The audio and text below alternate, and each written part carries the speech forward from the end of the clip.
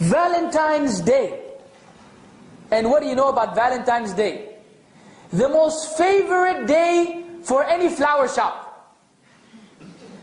And believe me, in foreign countries, if there was no Valentine's, there would be no flower shops.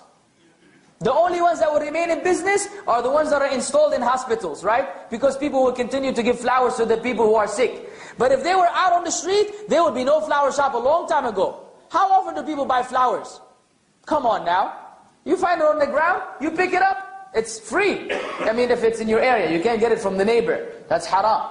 But the point being, believe it or not, go to the business world and see how flower shop make businesses. They wait the whole year for Valentine's. Of course, Christmas and other things as well. But mainly Valentine's, because this is where all of their money comes in. And what is Valentine's? I mean, the origin, again, the issue of origin is sophisticated. But let us, least to say, it is Roman, adopted by the Christians. And either way, it is haram.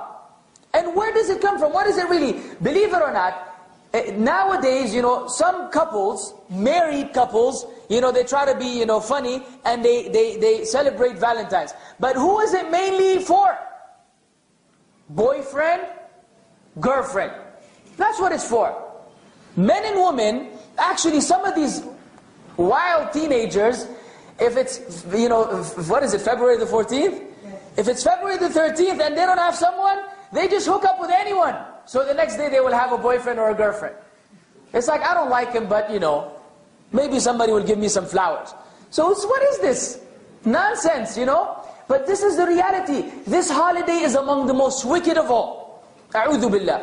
All you see is images of, hearts, love, and, the Cupid and whatever, the arrow going from one side and going out from the other side, and all this nonsense, man. And what it is, people trying to be loved. It's an complex. It is like a mental disease. People love attention and love. So they just want to get some love and attention on any particular day. But a Muslim doesn't need that. What kind of love are you looking for? The love of Allah subhanahu wa ta'ala. If Allah loves you, who cares about everybody else? That's what we should really aim for. Now if the people love us because Allah loves us, alhamdulillah. But we try to have people love us even though Allah doesn't love us, this is no good love. So I'm not going to give you the history of Valentine's. Let's just say it sucks. And from now on, woe to you from writing a card or receiving a card or even putting a silly picture on Facebook supporting or acknowledging this holiday in any way, shape or form.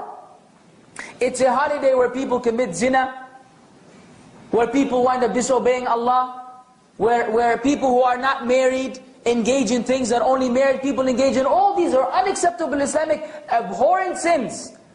Abhorrent sins. Zina is so grave in the sight of Allah Azza wa Jal. I was just reading a fatwa today. It's an amazing fatwa. I never knew this before. This fatwa says that, if somebody put a gun to you and said, say kufr, are you allowed to say kufr?